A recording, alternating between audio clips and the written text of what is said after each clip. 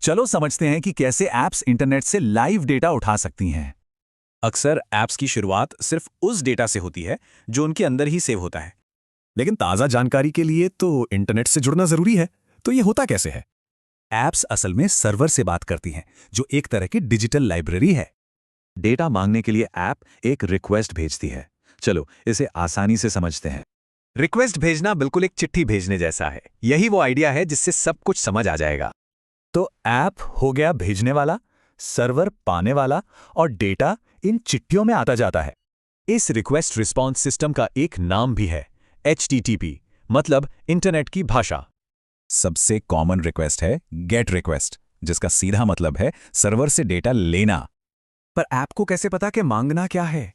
यहीं पे सर्वर की API काम आती है। API को एक रेस्टोरेंट का मेन्यू समझ लीजिए। ये बताता है कि क्या-क्या ऑर्डर किया जा सकता है। चलो इसे एक्शन में देखते हैं। एक पब्लिक API से एक रैंडम जोक मंगाते हैं।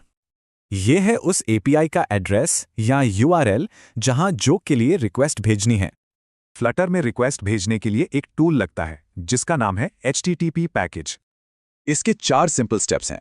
URL बताओ, रिक्वेस्ट भेजो, रिस्पॉन्स का इंतजार करो और डेटा पढ़ लो। जब रिस्पॉन्स आता है तो उसमें जोक एक सिंपल टेक्स्ट की तरह होता है।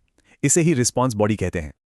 तो अब बारी है इसे खुद ट्राई करने की। ये रही एक छोटी सी चुनौती। और आखिर में एक सवाल, अगर जिंदगी की एक API होती तो उससे क्या डेटा मंगाना सबसे दिलचस्प होता?